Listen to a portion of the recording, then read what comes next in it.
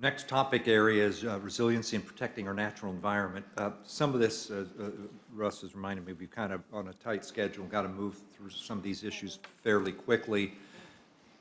About 20 minutes per bold topic. Go ahead.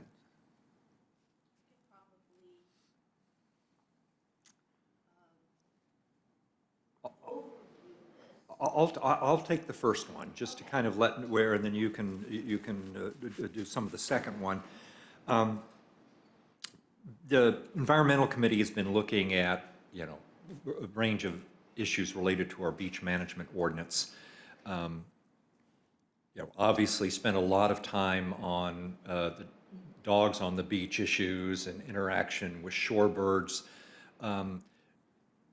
Kind of reached the Environmental Committee was going to make a recommendation, it was prepared to make a recommendation to the council, but before the last meeting there were some issues, drafting issues with regard to what was proposed. And as we sat down and looked at it, we were already looking at other kind of rifle shot provisions, or other elements of the beach management ordinance. And Councilmember Kay can talk about the different kind of sub-work groups that they had put together to look at, for example, vehicles on the beach and other things. But as we stepped back and looked at it, it realized that there were both some substantive issues as well as some structural issues with regard to our current beach management ordinance. And like a lot of ordinances, it had kind of grown up over time in a haphazard fashion. And as it turned out, not all the provisions interacted particularly well. And there were for example, two or three different definitions of what constituted a beach in the same ordinance, and it had different reference points. And one of the things I think that's critically important, and this came up a little in the context of my conversations with the mayors of Sullivan's Island, Folly Beach, Isle of Palms a couple of weeks ago at the Beach Advocates annual meeting, is we haven't well defined in our Beach Management Act, and some of it we may want to migrate into our zoning code, where our jurisdictional responsibility lies, or where we want it to lie with regard to activities, development on the beach and in the beach and dune system. I kind of want to belabor this, but we already talked about the fact that basically the state owns all coastal waters from the mean high tide land seaward. And that's public property. But the town, and there's also coastal waters on both the ocean side as well as on the river or marsh side, are covered by the state Coastal and Beach Management Act and the Beach Management Act as amended, and that gives the state explicit jurisdiction, regulatory jurisdiction over the areas that are seaward of the setback line, the 40-year baseline, and setback line, which if you look at a GIS viewer or jurisdictional viewer on Kiowa Island, means that in some places those lines run well up into the dunes, and in some places they're actually just down on the beach and they don't even get to the dunes. And it's those areas that present some concern, because clearly we have a municipal interest in protecting our dune system. Even if it's not something that's subject to the State Beach Management Act. We have concurrent authority along with now BCM, it used to be OCRM, under the State Beach Management Act, but that doesn't preclude us from exercising our health, safety, and welfare responsibilities more broadly than that. And so one of the things we're taking a look at is, in addition to some of these very specific changes regarding dogs on the beach issues, what constitutes critical habitat, suitable nesting area, vehicle access, speed of vehicles on the beach, and this, that, and the other thing is we need to make sure that we have the regulatory tool set to appropriately protect the town's or municipal's interest. And what I had defined was a potential definition provided to council that would establish, define our beach and dune system as inclusive of the public portions of the beach. Anything that was defined as an active, anything to, within, that included the jurisdictional areas under the State Beach Management Act, but it also included any areas up into, including the primary dune line. And also wherever there are areas where, what's a Jim called intertidal or something, where vegetation, there's phrase, but anyway, there's an area where the water goes, there's no vegetation will no longer, vegetation won't grow below this line. And it was defined to be inclusive of all those things, and that the town's jurisdictional interest would be the point that was most landward at any given point along the beach. That's just kind of a framework. The point is that in the context of looking at a range of beach issues, and this also comes up with this proposed SAPOA project for recutting inlet Sam Spit, the inlet at Sam Spit, which I haven't discussed with each of you yet, but SAPOA's expressed an interest in doing a recut because it's in their interest to do so, that I become concerned that we didn't necessarily have the full kind of regulatory tool set embedded in either our municipal ordinances or a zoning code to best protect the community's interest with regard to activities in the beach and dune system.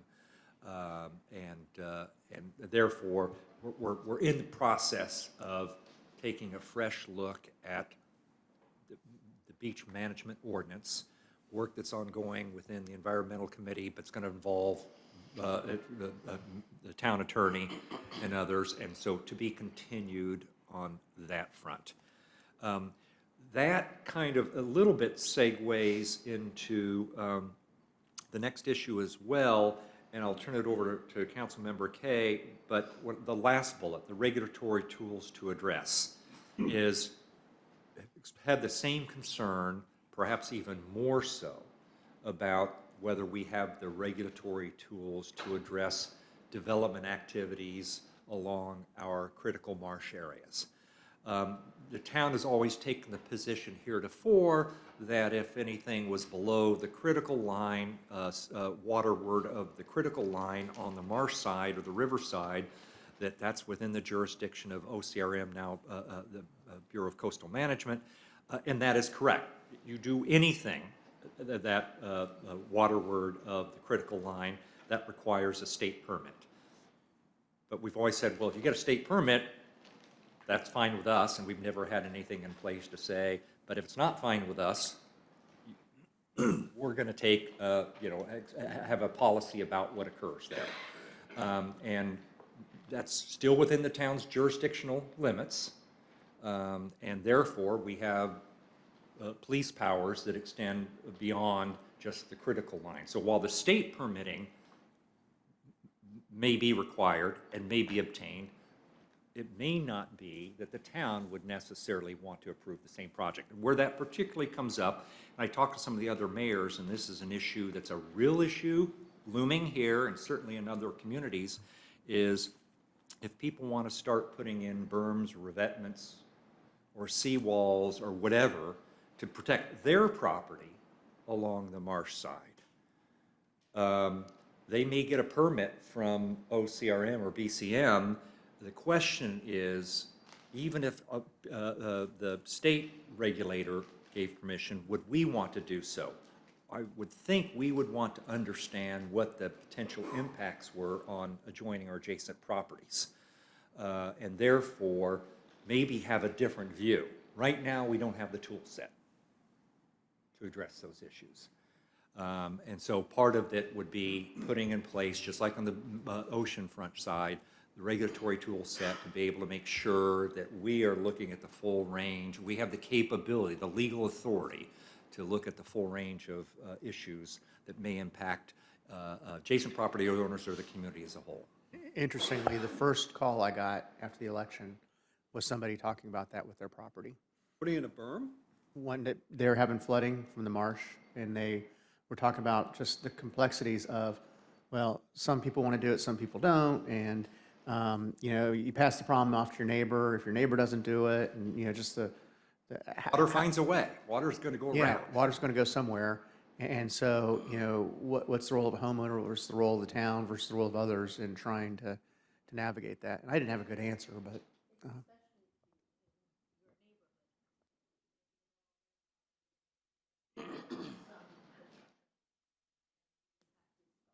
There's that one too. I'm surprised they were allowed to, because you're either gonna, you're likely gonna destroy wetlands by doing that.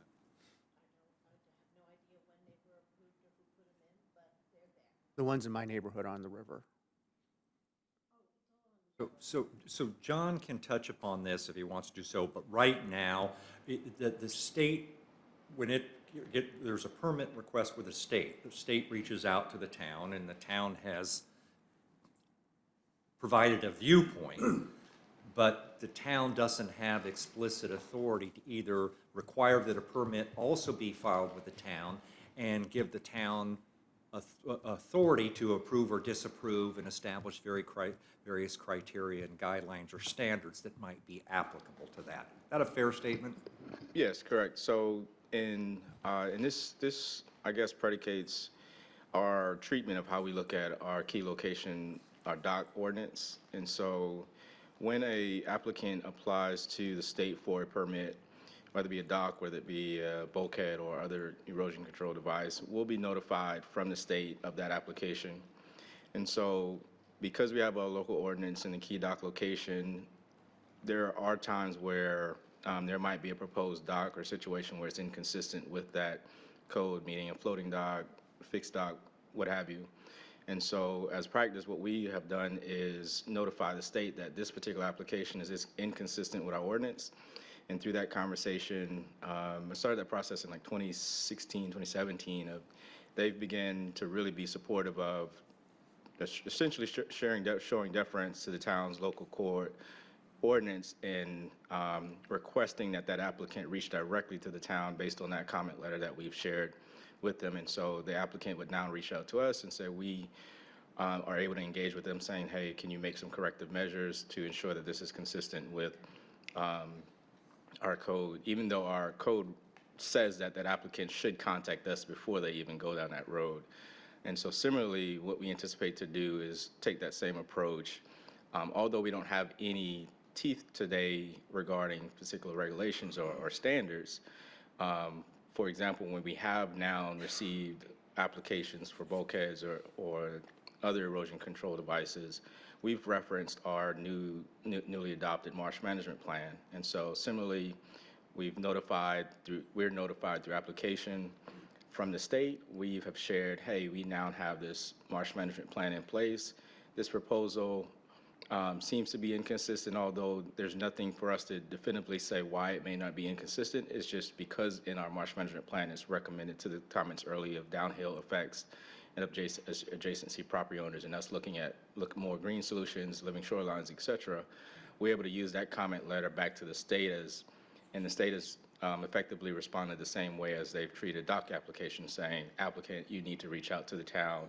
They have some concerns. And so as a matter of practice, we want to be able to continue that rhythm, but still have the standards in place that would reply accordingly. Actually, I might suggest we want to go further than that. We want to have a completely separate application process, and that will have explicit authority, and it would maybe in the context of a overlay zone along the beach and marsh, the marsh and river areas, so that any proposed activity within the town's jurisdictional limits in the marsh or along the river would require an application from the town to the town, wholly separate and apart from any application they may make to the state authorities. They're going to have to get the state approval, but we may make a decision completely apart from docs to say, this does not meet our standards, therefore the project is not approved. Or if it does meet standards, then it can be approved. It's no different from what I just stated. The idea is that for us to create those standards that we would be able to review for that project. So what determines whether or not we would support a bulkhead in this location or not. That's what I'm getting to. Okay, I just want to make Yeah. the clarification, John, is it's not whether we would support the application to the state. It's we're making our No, no, own, we would making have our own, our own We don't independent. have any standards today, and Yeah, so right. we would need to create those standards to be able to administer something. So my understanding of this back and forth is that it's happening now informally, that the town's guidelines are being followed, but you'd want to institutionalize that It's- into an ordinance. It is formal. It's not an informal process. It's just not a formal process regarding how we've been able to track applications. So right now, those who do notify us for particular projects, it's just because the contractors are so familiar with our process that they automatically reach to the town. But as far as the standards, that's the informal piece. So we don't have anything that could say, well, the town rejects this for X, Y, Z reasons. That's the And you're explanatory. suggesting that's what we develop. We want to have an independent review and approval capability beyond what, because, you know, BCM is up in Columbia and with the Charleston office and all of that, and yes, they've got a lot of expertise, but at the end of the day, they're not kind of on the ground and understand our unique concerns. So we've got an independent set of interests, or we've got a set of interests that I would assume in most cases would align with what the views of the state regulators would be. But at the end of the day, we want to be able to apply our own standards and judgment. Would we need to add staff capacity, or can we do this within? No, it would existing be, staff? it would be kind of, already we review that. We do have some ordinance teeth with regard to key dock locations. There are, and that came up in the Mingo Point, when the Mingo Point, the resort wanted to expand to Mingo Point and potentially move the dock, and the dock, key dock locations specify very specific locations. But we don't have anything with regard to seawalls, berms, and revetments that may be waterward of the existing critical line. To that process, I just want to let you all know that the first, what I'm calling the first initial steps of that process, Planning Commission is going to be looking at that next week. So we've kind of already begun that Yeah, process. I mean, this is just alerting that these are kind of big existential issues, protecting our beach, protecting our marshes, and come to realization that we don't have the full kind of tool set that is probably appropriate. So the Planning Commission, and I mean, the chair of the Planning Commission is here, but, you know, he can, that ultimately, the Planning Commission can take this stuff up of their own initiative. Ultimately, the council, if the Planning Commission doesn't, can direct the Planning Commission to do so. But I think there's a general recognition and awareness that some of these issues need to be addressed. Okay, so the next buckets, I'm going to combine together in a broader discussion.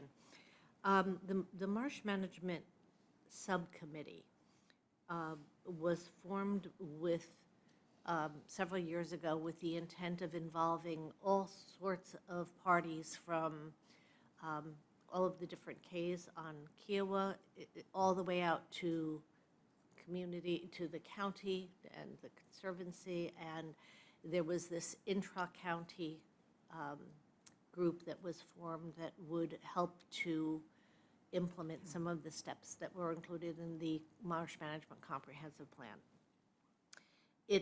The committee was tackling issues on a kind of an ad hoc basis, and it was so far-flung that we often had trouble really getting anything done. And so for the last 6 months plus, I've been looking at a way to take some of the issues that had gone dormant and bring them back into public attention, to our attention, so that we could actually take some action on some of this stuff. And as has just been referenced, the Marsh Management Comprehensive Plan is serving as the foundation for an awful lot of what we need to do with respect to the health of the marsh. And there is a danger if we don't pay greater attention to it, that it too will go dormant.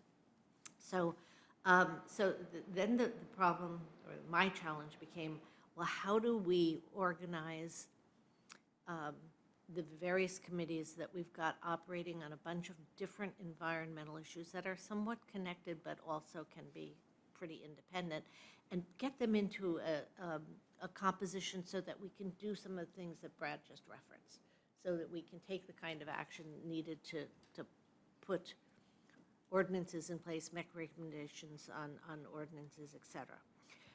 So we've got the issues here, the marsh management issues, the status update and the committee structure, living shoreline projects, regulatory tools to address. Well, the living shoreline projects include things like what's being done at Mingo Point with oyster beds and growing the natural shorelines.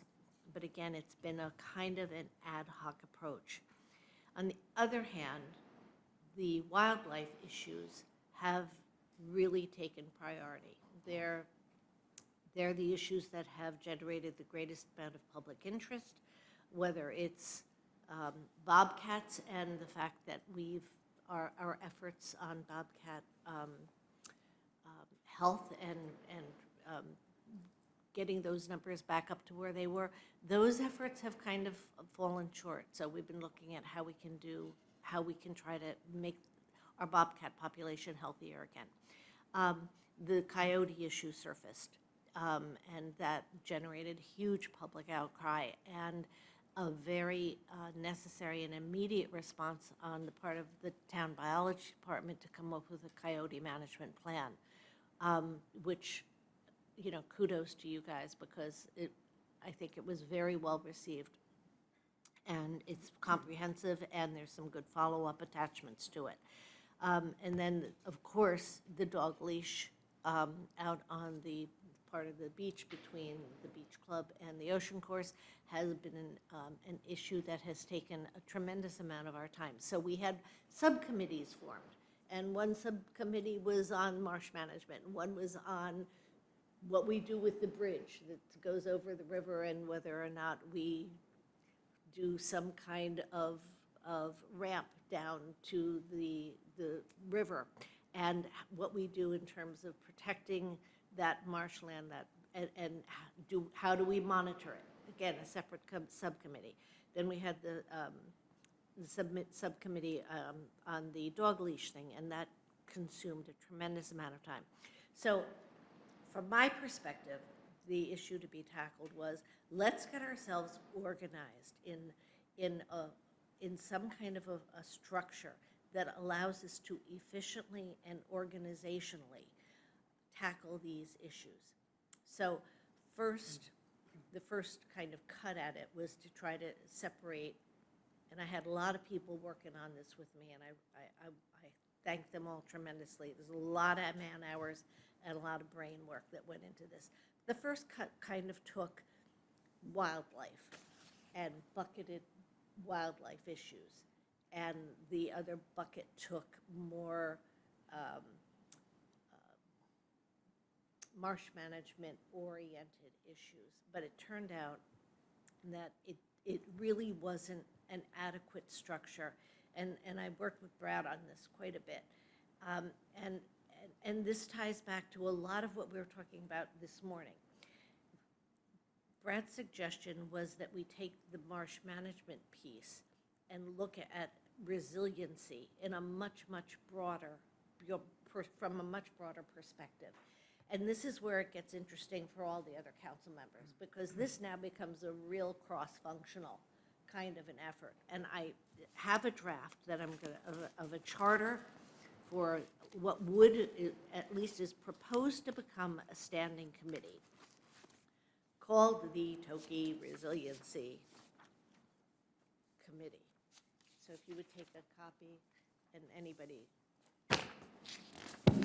And what's happening across the area. So Brad and I benchmarked several different communities, from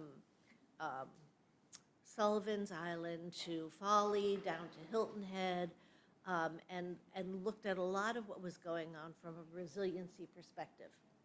And it's not just about what's happening at the ocean, it's not just what's happening at the marsh or at the river. Do you need a copy? I might have an extra one. I do have some extra here. Yeah, I just didn't hand them all out.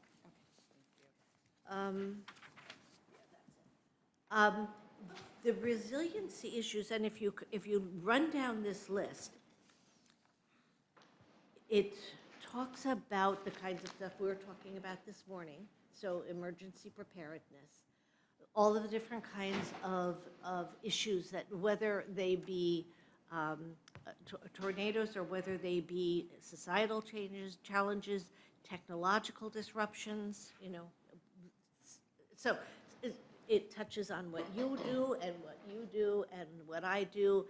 Luke, not quite as much, but the three of us are all would be directly involved in this kind of a committee.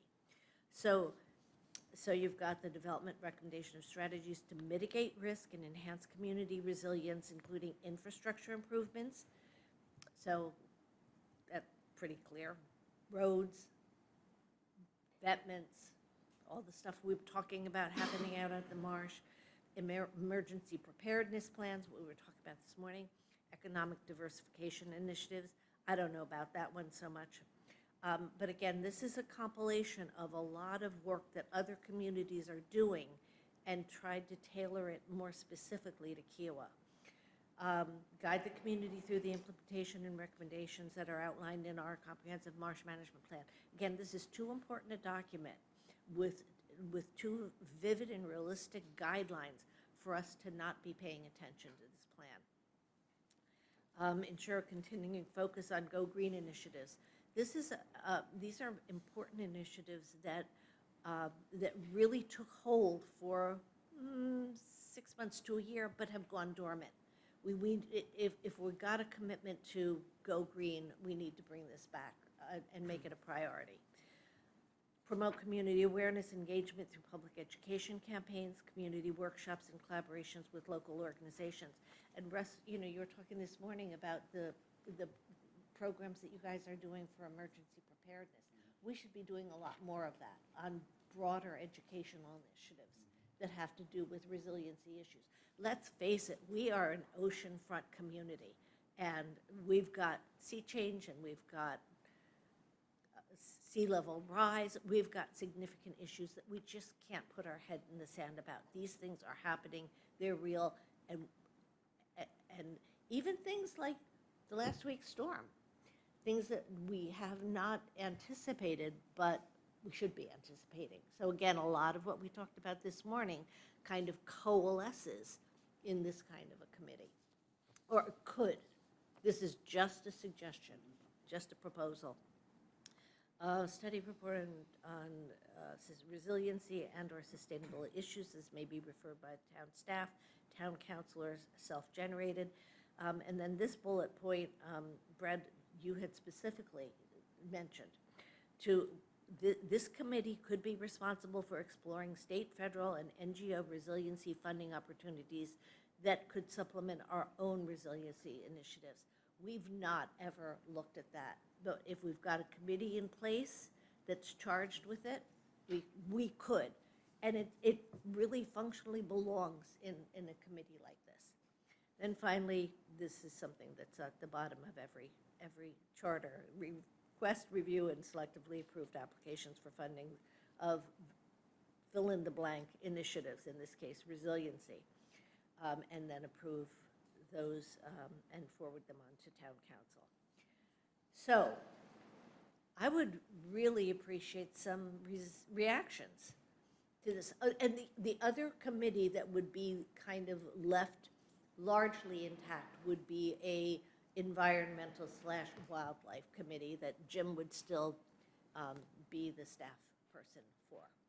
So I agree that I think resiliency is all of our charter, and like you said, it's cross-cutting, especially with you, Russ, and me.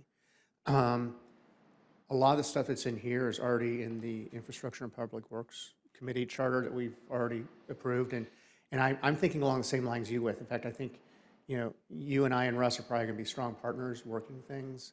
I actually recruited somebody. Can't do so at the same time, Right. unless it's in a Oh. notice meeting. Gotcha. That's right. So, and actually, similar thinking.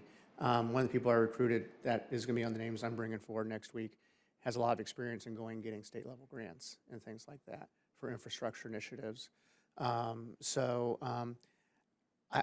like the idea, but I don't know that we need a committee because I'm afraid we're going to have a lot of stepping on each other's toes if we're not careful.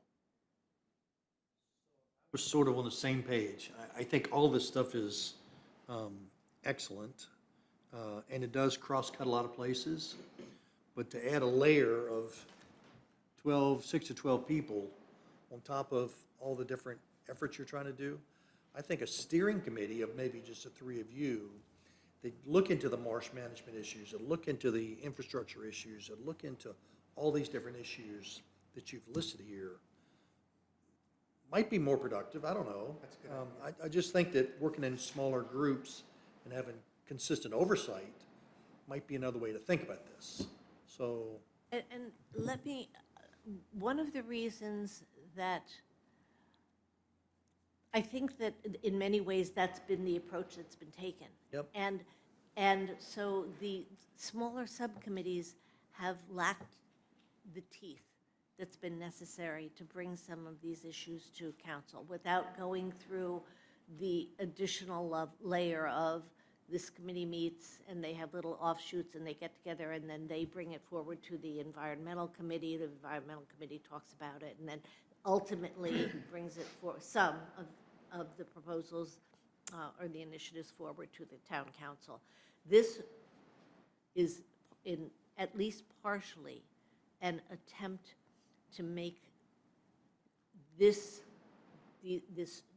group of issues sufficiently important so that they are their own standing committee and make recommendations directly up to town council. And it could be that we work on this over the next 6 months to a year, revisit charters for other committees that already exist, and think about what makes a lot of sense. I mean, right now, the environmental committee is just fully staffed up, it's got its charter, nothing's going to change. But if there was interest in moving forward with this, we could either, well, there's a lot of different things we could do. Revise it quickly so that it doesn't have some of the overlap that, that would exist for, especially with your work. No, but with yours as well. Can you give me an example of a resiliency or sustainability issue that would not be already included under another committee?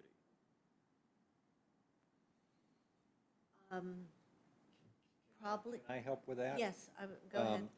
So, listening to this conversation and kind of revisiting the words on the page, I'm supportive of a separate committee, resiliency-related committee, but kind of hearing the conversation, I think it needs to be a little bit more narrowly defined than is reflected here. And I'm thinking more focused on resiliency and responding to the impact of climate change rather than, yeah, and I'll touch upon that a little bit more, rather than the broader technological disruptions, cyber attacks, power outages, things like that that cross over others. But there are some very specific things, and I really encourage Councilmember Kay to explore this, in part because I learned a heck of a lot in going to the annual Beach Advocates meeting, which was focused on a lot of these types of topics. Topic number one for all of them is beach renourishment, because they're mostly all eroding beaches and we're accreting. But there were a lot of other discussions about a whole wide range of things. And there were a couple things that occurred to me is, I don't know if you all have seen, and if you haven't, I commend it to your attention, the 2017-2018 sea level rise study. that was done by a group of volunteers on the island. I'm not sure under which committee. Environmental committee. It's thick, it's extraordinarily detailed, well-searched, well-written, and it's just been sitting on a shelf. We actually were reviewing it for development things when we were working that. yeah. Okay, well, but that type, one thing that I talked about was, gee, we should dust this off, figure out trends that have accelerated since 2018, what kind of information needs to be updated, and are there things that need to be implemented? And there was a lot of conversation at the meetings where there are a lot of funding initiatives available from the feds, the state, and other NGO grant organizations that, I mean, maybe in a occasional one-off basis we've explored, but there's kind of nobody responsible for systematically looking at what's out there, what might make sense for us. We don't have any grant writing capability. There was an organization called Sea Grant, which I think we've had a little bit of interaction with, but not systematically. There's nobody looking at it. They have a project they do. Beaufort was doing a extraordinary map. They did it with Sea Grant and the College of Charleston, I believe, was a vulnerability assessment of Beaufort that showed, you know, a map of all the potential vulnerabilities given various scenarios and climactic changes and trend lines, et cetera. Very visually powerful, and going, gee, I wish we had something like that for us, and that could be regularly refreshed and updated. Being able to, there were things like, what was it, the sediment, I mean, just little things like the Hahanu, you know, monitors, flood monitors, whether there's more we could be capturing in terms of data. For example, what other communities are looking at is we keep relying on the predicted tide, but the observed tides have been consistently above the predicted tide in many instances. And if we are monitoring flood levels at, and who's responsible for this, at the bridge, for example, or high tide, and we see at some point during the day or at some point in time that the actual tide is exceeding the predicted tide, and it's a king tide prediction anyway, and it's exceeding that, is that a risk that, I mean, do we know that in fact the Mingo Point curve is going to be underwater for a period of time? We can give people a heads up notice about that. There was another thing, you know, strategies for dealing with enhancing kind of marsh health. One of the specific things I wanted to talk about, I'll just briefly mention, is living shoreline projects. I think everybody's aware of the one at Mingo Point. The Conservancy is going to be bringing a proposal to the town for funding support to expand the living shoreline project right now around Kiowa River Bridge. But the question is, if it makes sense at Kiowa River Bridge and we want to provide some funding support, does it make sense in a lot of other areas around the island as well, and kind of who is responsible for ongoing monitoring and assessment of that? So those are some of the kinds of things that are a little bit distinct from kind of the wildlife and other natural environment stuff, that are also a little bit distinct from infrastructure and public works and public safety, where I think it's critically important that we provide some focused attention and resources and people that have some, hopefully, some expertise to contribute, certainly are willing to do the spade work like the community did with the sea level rise study. So maybe it's a little bit more of the contours of this. Maybe the committee's a little too big. I'm not sure committees of 12 can be a little bit unwieldy. I'm still a little confused. So sea level rise is a very big deal, but is this committee just going to evaluate the sea level rise? We already know. What's the outcome? What's the end game? What's the purpose of this committee? Well, part of it is for example, this committee, Sullivan's Island, was it Sullivan's Islands that has done a sustainability resiliency report following up on their sea level rise. Somebody, rather than reinventing the wheel, somebody in this community, in this town, within the council construct, needs to be, spending the time looking at what are others doing around here to specifically address these issues? What kind of strategies have they put in place? Part of it was, for example, what I learned was when we didn't have the tool set, that other communities actually had either in their zoning code or in their ordinance, the issues I was talking about on the marsh side. So they will simply say, it's kind of contrary to public policy to build revetment seawalls and have you for these various reasons, and there has to be an extraordinary finding to be able to, they already have those kinds of tool sets in place. And so it's either, whether it's a person, and, I think there's enough work for a committee. We talked about a potential chief resiliency officer, maybe that's too grandiose a title, but I could imagine somebody, literally, I would love to just be able to task somebody to say, let's, again, dust off the sea level rise study, what needs to be updated, information, given new trend lines and everything, is there some implementable things that we should be doing? Who's going to evaluate the Living Shoreline project as to its efficacy relative to cost that Conservancy is coming to us with about, and potentially expanding that? What are some of these other strategies to be looking at? Working with Sea Grant to try to get funding support for this kind of vulnerability assessment, and then saying how and what other communities, in a sense, like I said, are implementing from a actual tactical and strategic impact to do this, that we may or may not be. Maybe we're ahead of the curve. I really don't know. I was frustrated a couple years ago when I was trying to cite some of these reports when Missy and I were working on some stuff, that none of it had been turned into anything codified. And so I could see that being an output of something like this, of refreshing, and then what could or should be codified into ordinance to make it have teeth and be enforceable. Because we were bringing up great studies to Planning Commission and Council, and like, oh, that's great, yeah, that said that 6 or 8 years ago, but we've got no ordinance. Well, what we don't do enough of, that's I'm hope with all our committees, is the actual spade work that will better inform our decision making. We always ask the question, what do other municipalities do? Great question. Before anything comes to us, I would hope that staff, committees, what have you, would already have the answer to that question. That they would be thinking themselves each and every day, let's look at, with particular issues, the ones unique to us, is there something that Hilton Head, Isle of Palms, Folly Beach, Sullivan's, Myrtle Beach, or even the North Carolina towns, they've already looked at this, here's what they've done or put in place that we should adapt here. And we just don't have that. We don't have the staff resources.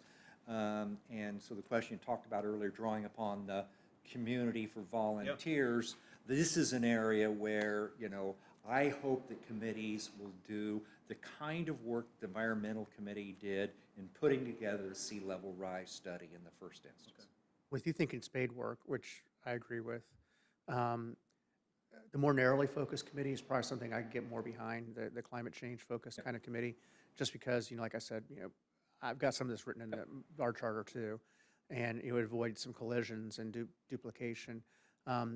If it were to stay like this, I almost think that the committee is the council members, kind of like a Ways and Means committee. That was actually the first thing I looked at to see who's the committee The members. challenge, of course, is resiliency at the end of the day is kind of cross-cutting. But I think, to your point, it doesn't make sense to have a lot of overlap. And if we can more narrowly contour the Resilience Committee, more focused a little bit on climactic impacts and kind of research gathering, data analysis. And we still have a lot of pervious edges between all of us, even with that, but we can manage that, I think, pretty well. Yep, can be done. John, I don't know if you want to comment, because a number of things I think that the Marsh Management Committee is working on are some of the recommendations that's come from the sea level rise and flood mitigation report. Is that correct? Yeah, I just wanted to highlight 2 things to that point. One being most of our attention of all of the resiliency related, so pervious surfaces, our attention now to looking at berms and bulkheads, the consolidation of marsh related standards in our zoning code, all of those things are birthed out of the marsh management plan. Just for contextual purposes, the marsh management plan was infused into our comp plan in 2019 after after the sea level rise report. So it's a natural process, the planning process that we're going through might not be as swift as I think what I'm hearing is some of the conversations, but when that 2018 report was completed, the Planning Commission at the time reviewed that report and pulled out the resiliency items to see which could be infused in the comp plan to be more direct and more achievable. And so the biggest one out of that was the creation of the marsh management plan. So we're seeing some of those things that came directly out of that sea level rise flood mitigation report. The other thing that I was going to add was the flood mitigation and sea level rise report. We're looking at that today. Patria specifically has been tasked of looking at all of those recommendations, 130 or plus recommendations. She's worked with Ryan with the Community Association to review how many of those have been done.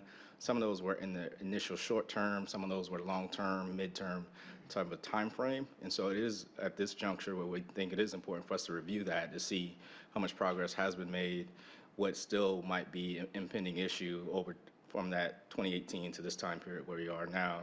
But to the general point, a lot of the direction that we're getting now is from that plan. But I do think we should update maybe some of the science the numbers may have been changing since that time period, but the direction and goals and objectives, those recommendations are being funneled accordingly, and a lot of those has been funneled through that marsh management work group.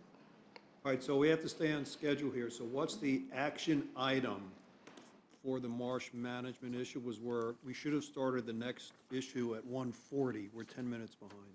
So what's the Okay, action so the item? action would be to revisit the charter behind a resiliency committee, and that would be my responsibility.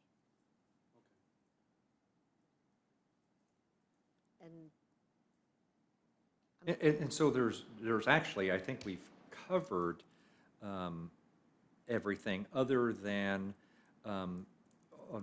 there's two, Councilmember Spencer, if he wants to talk about net zero stormwater management, or John addresses that. I just want to briefly touch upon the wildlife management issue, but get council's thoughts on this. The wildlife management team has always had protocols in place, internal protocols. Those just haven't been necessarily communicated to the public, and there are probably some good reasons why that's the case. I mean, how much information do you want to provide about deer harvesting? How much information do you want to provide about alligator removal and things like that? Obviously, it came up in the context of coyotes recently, and we responded promptly, and I think appropriately, and I appreciate the quick, hard work that the staff did in pulling together the coyote management plan. My view was at the time, and continues to be, that as of right now, these are administrative decisions as to what is being done. And now, it's certainly the prerogative of the council to establish policies with regard to specific action items. I would discourage that, but that's up to the council, and just leave it up to the administrative apparatus, the executive branch, to act in what it deems appropriate manner, consistent with the public health and safety and balancing various competing interests. And it can always be revisited at a future time, but that's the only issue I wanted to raise in that regard. So the only thing it's just more of a commentary thing. In walking around the island with the snow, I was very pleased to see a lot of bobcat tracks. A lot. A lot more than I had ever, well, not that I've ever walked around the snow here, but it was quite noticeable the number of bobcat tracks that I saw on the island. So that was good to see. By the way, in contrast to bobcat tracks, I'm not saying there haven't been any, but once we've been implemented the online portal for coyote sightings, and announced the coyote management plan, discussed that at 2 public meetings, and put out the subsequent follow-up action items, which included there have been enhanced patrols, vehicles in Ocean Park, public safety, wildlife management, as well as efforts to actually engage coyotes if they see them. There was one such incident, I think it was Michael, that there was a coyote that had been reported. He saw it, and of course, he tried to walk after the coyote, and not surprisingly, it ran away.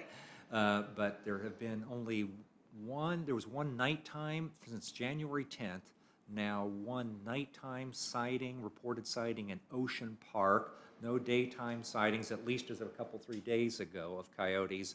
So as Jim had noted, and he tried to tell everybody, it's just kind of this January, February period tends to be mating season, and where you're going to see more visibility, and that appears to have lessened a little bit. We've seen there have been reported sightings over near, I don't know, Inlet Cove. It was Inlet Cove, one swam the inlet.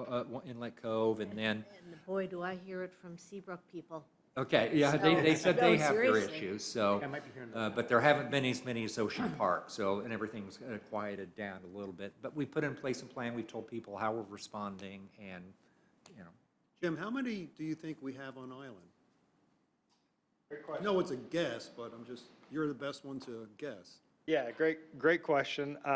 So we probably have 2 pairs, one that lives on each end of the island. Those would be our resident pairs. And then obviously because they live in kind of family groups, so when they have offspring, the offspring will stick with them for a little while, and then most of them disperse. So 4 to 10, but it's going to fluctuate by the year, during the year. So probably 4 to 10 coyotes at any given time on the island. Okay. And they self-regulate much like alligators? That's correct. I mean, most predatory species self-regulate their numbers so that they don't, overexploit the food resources in their environment. And so, you'll pretty much have as many alligators and coyotes and bears and wolves as the environment will support. But you rarely see, unless there's a disease outbreak or something, big swings in population of predatory species. And we know from your tracking that at least one of our coyotes ended up by Boeing? Yeah, so last year, we've captured 4 coyotes and fitted with GPS collars over the years, one in 2013, one in 2014. The 2013 coyote lived on about half of Kiowa. The 2014 coyote roamed most of Kiowa. Last year we captured 2. We captured a female out on the eastern end. She roamed about half of the island for about 3 months. And then she left and went, over by the Round Holiday Inn and up to Charlestown Landing. And that's where we lost her signal. The male we caught at Captain Sam's. He left 2 days later, went as far north as Ridgeville, and then ended up spending, 9 months basically across the street from Boeing on International Parkway, until he was shot and killed on December 28th, I think. So both of the ones that we captured on the island left within 3 months. How many again, a guess, do you think we can support? 4 to 10. 4 to 10. That's fair. I'm just curious. I mean, it could change, right? yeah. But, And the deer population is in check right now? Yep, so we're actually finishing up tonight our second round of surveys. Last night's numbers were pretty low. Density-wise, our target density is around 60 deer per square mile. And we stayed at 2016, it's around 60 per square mile from basically 1999 through 2017, and then we had the issue with bobcats. Our numbers went up as high as 125 deer per square mile. Obviously, we've done some harvest. Our annual density last year was 58, so right where we want to be. And then our estimate from this fall was 68, and so we're still waiting to get the numbers from this survey, but we're going to be somewhere close to 60, 65. So I'm envisioning probably another harvest this year of probably 40 to 50, which is what we did last year, which pretty much kept it where we wanted it. So So do you target a particular location and then the population redistributes itself through the island, or do you do it in multiple spots? Multiple spots across the island. Multiple spots? Yep, a few from everywhere on the island, just to kind of spread the control out. Yep. From both sexes? Yeah, we focus on females. Normally, our harvest is 80 to 90% females, and usually 10% or less males. Obviously, that's, if you're targeting females, you're having a more, a bigger effect on the population growth, and better to stabilize populations that way. Thank you. Do you need any help with the harvest? We need help loading the deer in the truck. Are you interested in that?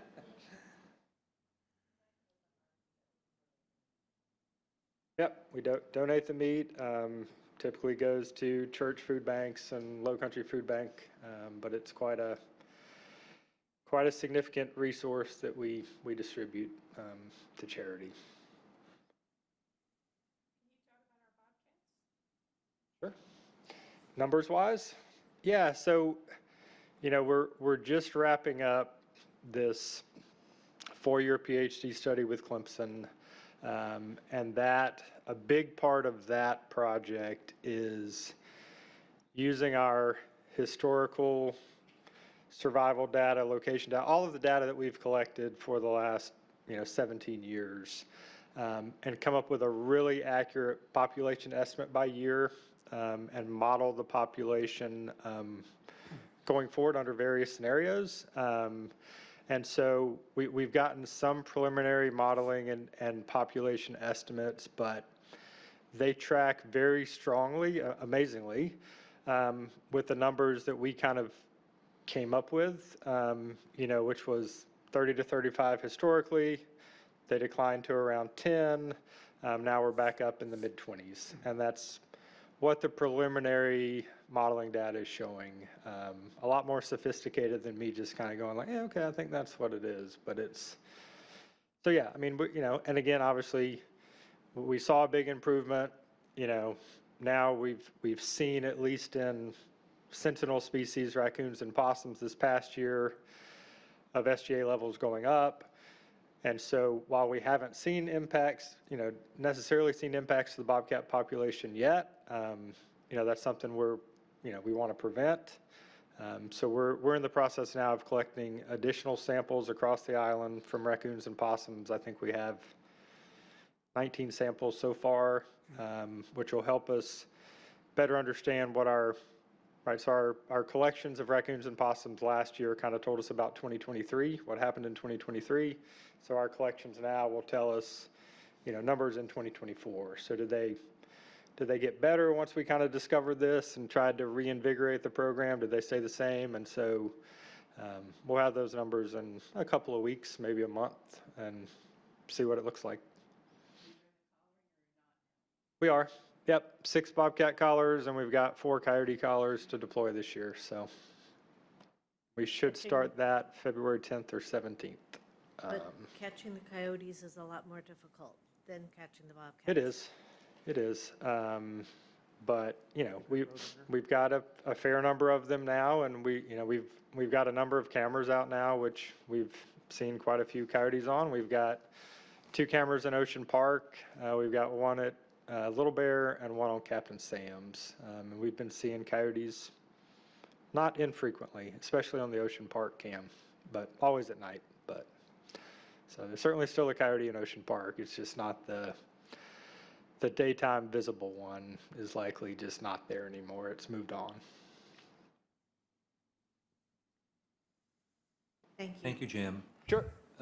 Just one thing I've come to appreciate amongst many things is the extraordinary amount of commitment that Jim and Aaron and Michael have to protecting our natural environment here on Kiowa Island. The town of Kiowa Island and the island itself are unique in many respects, not just because of the diversity of flora and fauna, but there were no other community that I talked to that had any, full-time staff wildlife biologist. Yeah, And when they had, coyote-related issues, they simply called in the outside trappers. But they didn't have any reference points, any data points to understand kind of what the size of the population was, where they were residing, or anything else.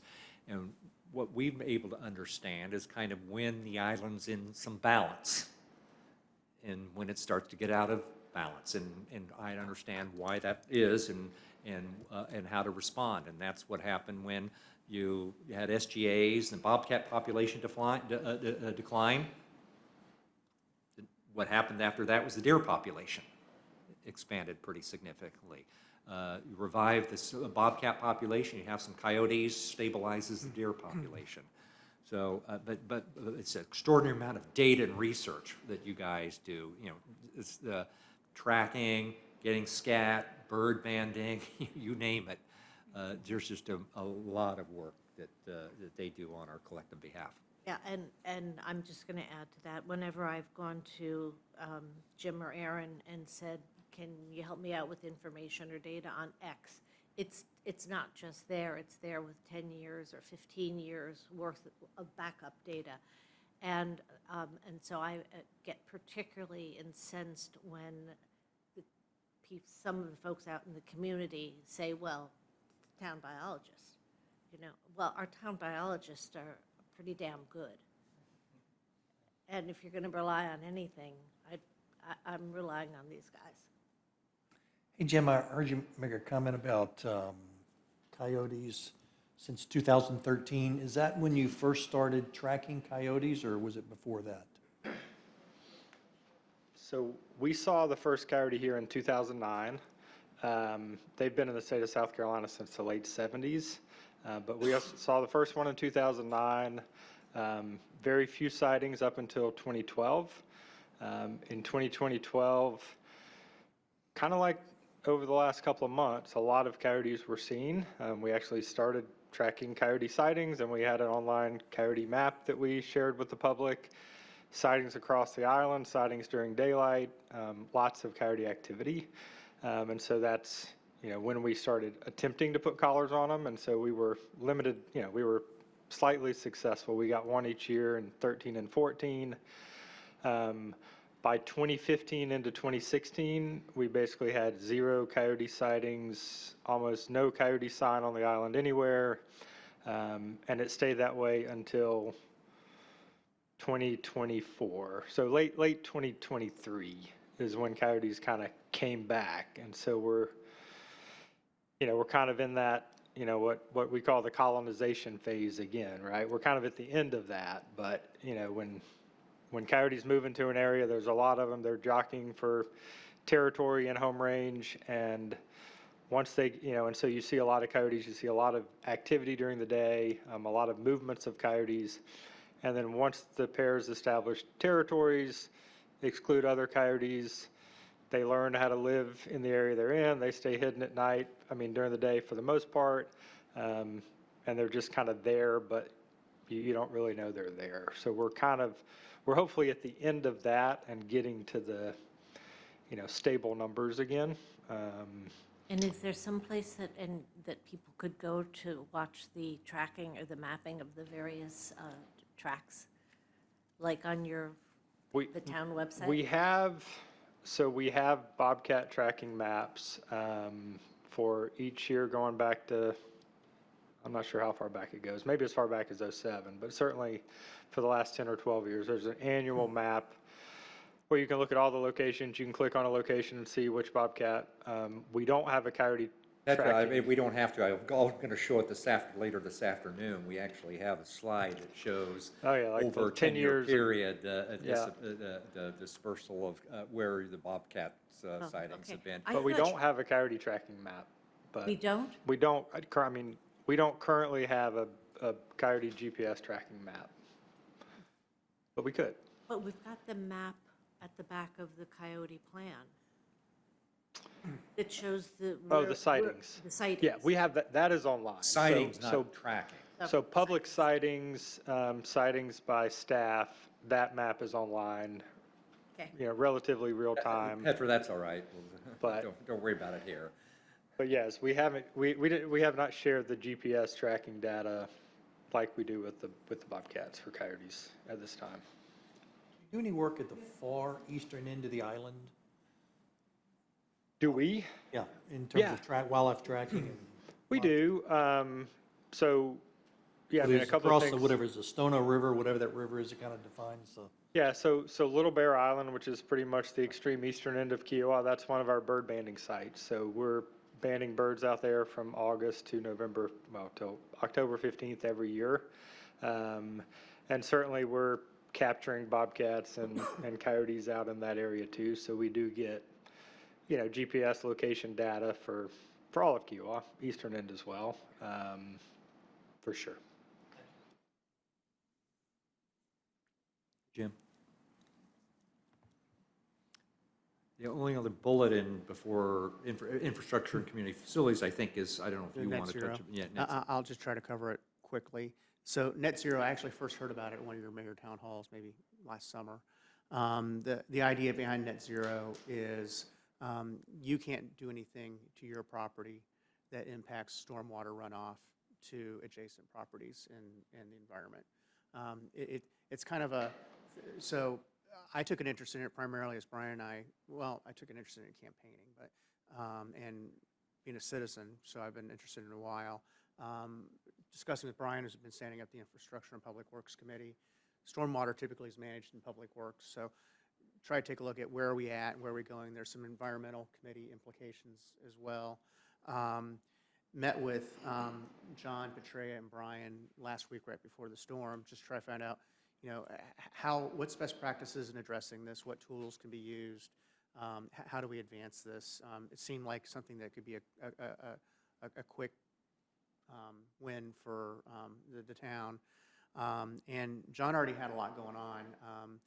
We actually have a two-phase plan to address net zero stormwater runoff.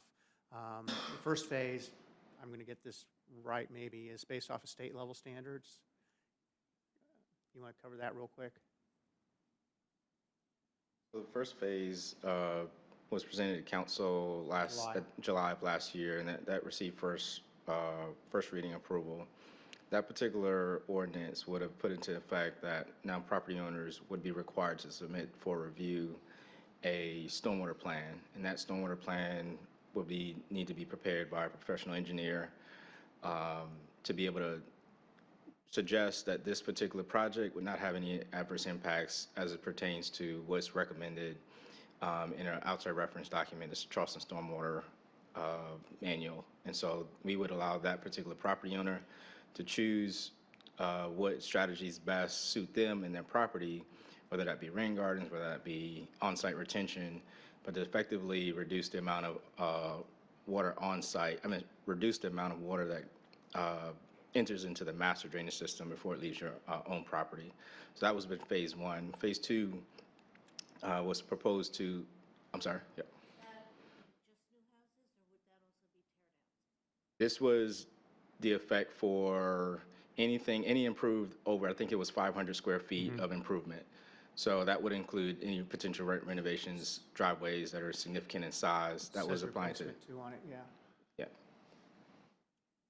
Then phase two. And then, so phase two looked at us going down more engineered standards. So us specifically looking at standards specifically for Kiowa and what Kiowa's capacity is, what our water quality is, and being able to craft engineered standards that now respond to our actual infrastructure on the island. So that really would take us working directly with the community association, us really understanding where we are from a capacity standpoint, where we are capacity and development, as well as what we anticipate or would like to see from a water quality standpoint.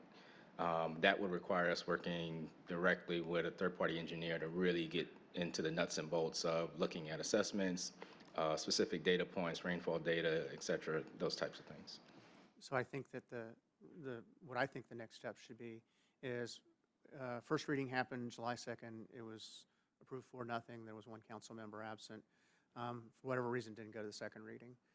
So, should we take this up at the next council meeting? That would be my recommendation, is put this on the agenda for second reading and consider it at the next council meeting. And then John would put together a plan basically for the third party to start working phase 2 that we bring in through the Ways and Means and Council process.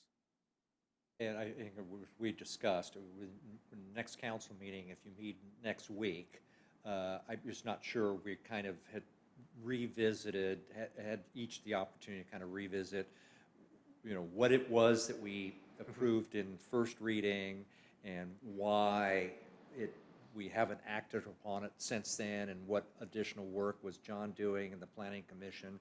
So it was not on the, it was not my intention to put it on the agenda for next Tuesday for second reading, but that could happen in March. Okay, just as long as it doesn't continue to, somehow we lost it, and just pick it back up and, get it back fast-tracked.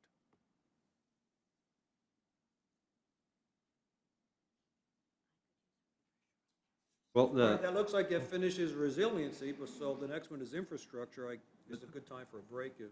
we can, but we certainly can break, but the first three, and is actually, we've already talked about, unless you want to spend a little bit more time on the third one.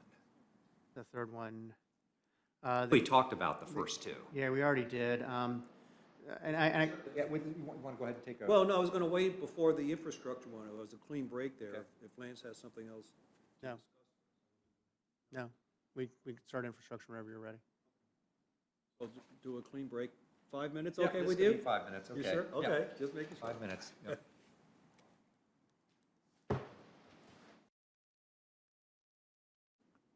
In progress, oh, we're back, that we're scheduling for later this month with AT&T, T-Mobile, and Verizon for the wireless piece. Xfinity has some fiber and a lot of coaxial infrastructure on the island, and they also have an agreement, a franchise agreement with Kika to provide certain services. We met with Kika to talk through what that agreement would be and what our opportunity would be to navigate that as far as providing maybe additional fiber opportunities for Kiowa. AT&T is the local exchange carrier, and the breakup of the Baby Bells. Different parts of the Bells got different states as far as being the local exchange carrier. And there's some mom and pa's out west that are one-offs. But so Verizon is Virginia, AT&T is South Carolina, and they're interested in building fiber infrastructure on Kiowa. So when we talk with AT&T, we'll talk about fiber infrastructure as well as cellular infrastructure. Part of the initiative is what can they do as is. The staff also asked for Daniel in particular for some, because you may remember when they had the tower companies brief a couple months ago at council, they talked about our ordinances may be inhibitors to them wanting to invest in Kiowa. We did get from Crown Castle, I think it was from Crown Castle. We have both now? Some comments on what could incentivize them more. So we'll distill that and digest it and analyze it and provide some thoughts once we get through this whole round of process. But we'll see what they can do under the various scenarios and options and what kind of timelines that might look like. So, the key thing is we're starting the meetings, and they're all interested in having the meetings. They're all interested in improving Kiowa's coverage. Fingers crossed this will continue to progress, and we'll stay on it and continue to float up issues or concerns or updates as we're going through it. If we need to take any kind of an action, or if I'm inviting Kika to sit in on the meetings with the cellular providers, because there may be actions on their part, their real estate or their right-of-ways or things like that, just so they're involved as well. So we'll just continue to progress it. The only thing I guess I would add is that we are primarily in an information gathering and kind of catalytic role right now. One of the things we'll want to think about is whether we take a more proactive role, whether that's from a regulatory standpoint. There are, and John can address, the number of, we've got a very detailed set of zoning code provisions dealing with cell towers. They're a vestige of a different era in many respects. They were primarily intended to HD. well, intended to meet aesthetic concerns than coverage or service quality concerns. And so we need to look at if we need to take a fresh look at those provisions of the zoning code, and if we made changes, would that be in and of itself enough to encourage additional private sector capital to be invested in the telecommunications infrastructure? Beyond that, is there a different role that the town may want to or need to provide? For example, as we saw from the council briefing, there was a little arc covering the island. There was a huge gap in the middle island towards the beach side. And does it make sense for there to be a cell tower located in that area where there's a huge gap of coverage? And if so, what's the best way to accomplish that goal? Are one of the existing cell tower providers willing and able to do that? Is there property? Does property need to be acquired one way or another in order to facilitate that? So, like I said, we're still in an information gathering and trying to be a facilitator and catalytic role, but we may decide we want to take a more proactive role down the road. And I mentioned temporary coverage enhancements, for disasters and events. We're going to dig into that with them as well and find out how we would request that and what the scenario and process would be to do that, be it a hurricane or marathon or whatever.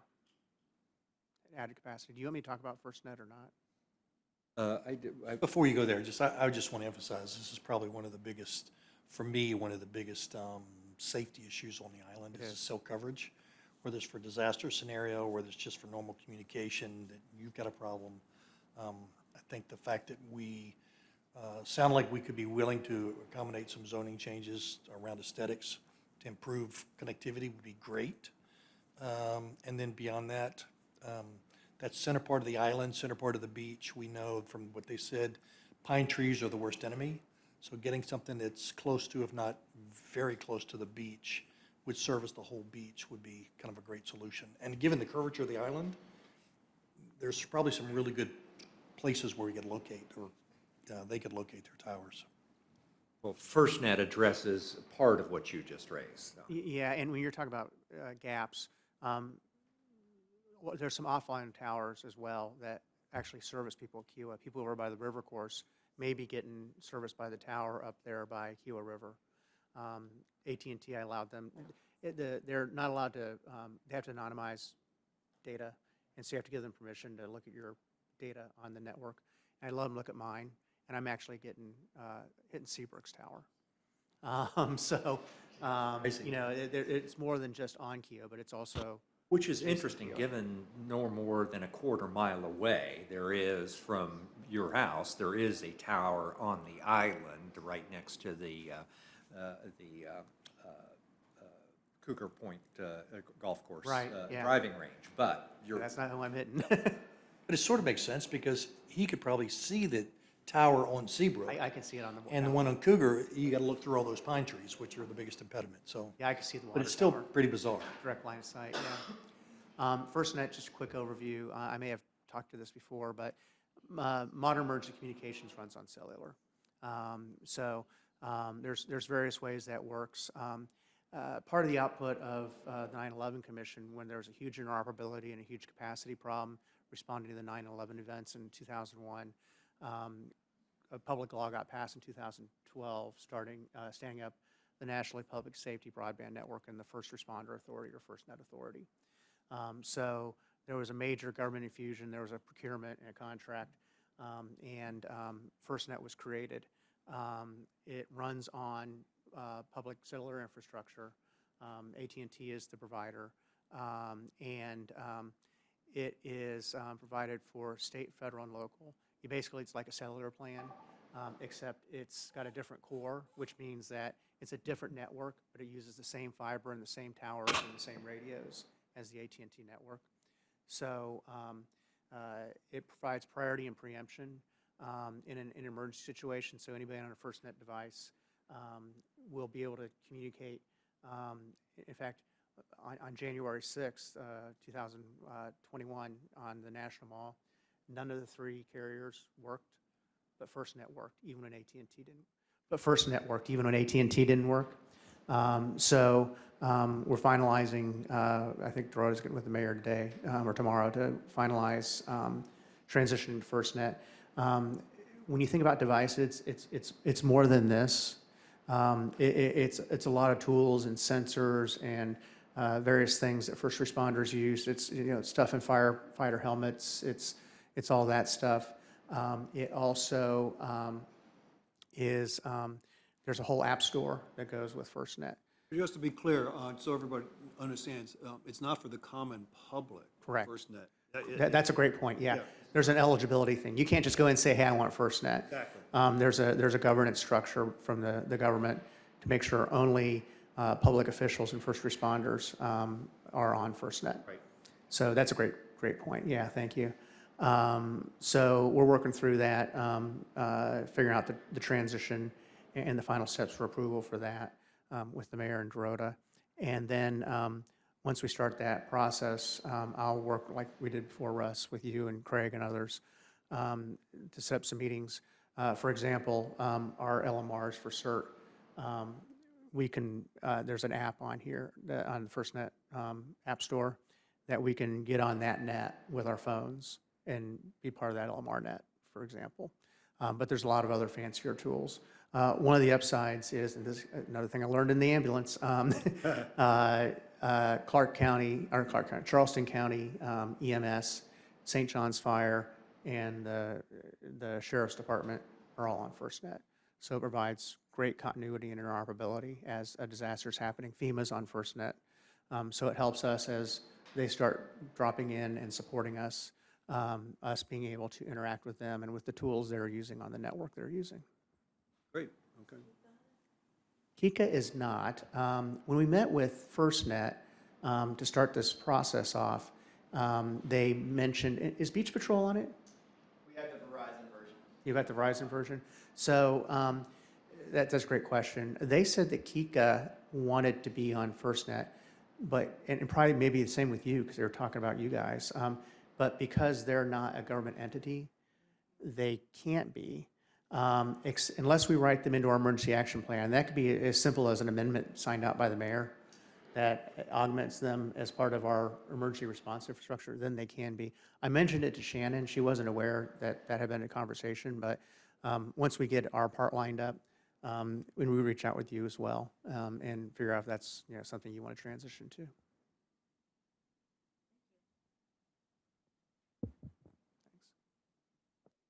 I think the only other reference a bullet here to update the 29 risk assessment report, but remember the action item here, this was simply an action item for the Infrastructure and Public Works Committee.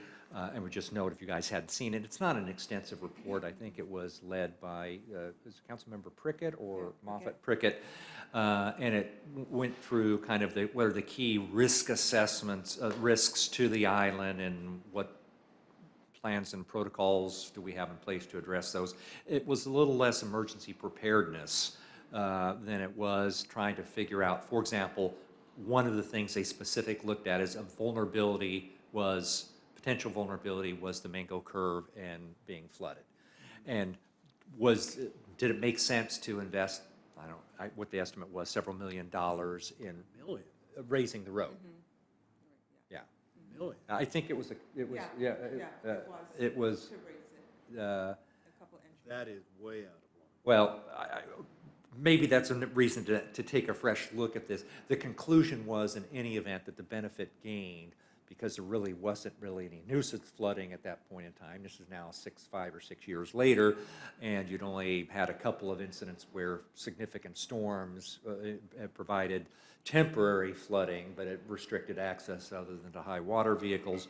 But it's the type of thing that we should periodically take a look at. At some point, have conditions changed enough that it warrants a revisitation of that issue, whether it's necessary to invest in order to address those vulnerability points. So anyway, that was just assigned to the committee, so there's nothing other than to do with regard to that. The next topic, I guess, is mine, is kind of rethinking the role of the municipal center.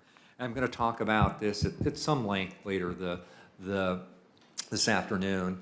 And a little bit of the predicate to this, there are a couple of predicates, was that, one, a better understanding on my part gained over a long period of time, as it took me a long time to wrap my arms around our unique budget and our financial position.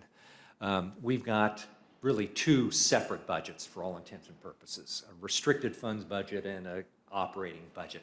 And there's a little bit of crossover, but not a lot. They can be looked at fairly distinctively. And we have a unique set of revenue sources relative to the size of the operating budget that is unique compared to any other municipality. And it has enabled us to grow our reserves to what now I understand to be an astonishing amount of $43 million.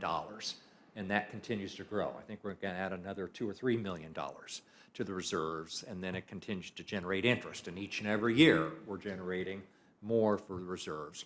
And the question became, in my mind, to what end? What's the purpose of those reserves? We really haven't been making much in the way of capital investment. We've been saving it, I guess, for the proverbial rainy day, the rainy day being the Noah's Ark flood or the Cat 5 storm, what have you. And I said, okay, that makes sense. And Stephanie's conveyed to me, and I actually had a conversation with Dan Prickett about this, is, the prior councils were pretty conservative about the funds, but they were also conservative at a time where the fund levels were substantially lower than they are now, and there wasn't probably as good an understanding of what our actual cost we would need to onboard in the event of an apocalyptic set of events. And Darota's in the process of undertaking, we're going to put out an RFP for capital assets assessment. But the bottom line is, this building is, the only assets the town has are this building, contents thereof, vehicles, 3 miles of road, and the bridge. That's it. This building cost about $7 or $8 million to build several years ago. It would probably cost twice that now. It's fully insured. It's insured at replacement costs. So we don't need to reserve millions of dollars to replace this building because we need monies for ordinary repair and maintenance, but we don't need to have money set aside to fully replace it in the event that there's a fire, hurricane, or tornado or what have you. The bridge is also insured. We don't have 3 miles of road insured, but I don't know how much it would cost to build 3 miles. Order of magnitude, $1 million a mile. Okay? Okay, so 3 million if the roads were completely wiped out. Our probably biggest exposure, in some respects unknown or uncertainty, is with regard to beach renourishment.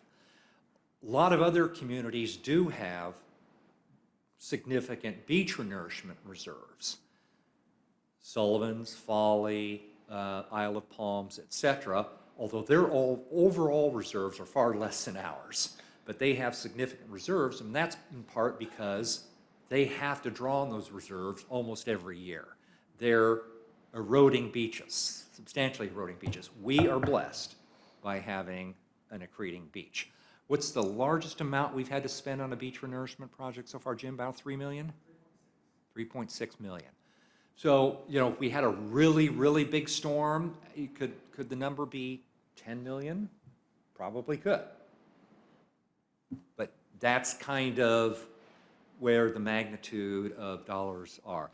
Apart from the $43 million in cash, we have borrowing authority. We actually have other authorities to generate additional revenues that we haven't ever taken advantage of. So anyway, that's a little bit of context. So we've got this $43 million, and it continues to grow, and ultimately to what end?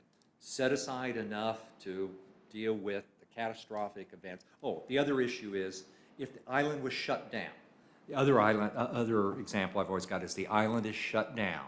We don't have revenues for a long period of time.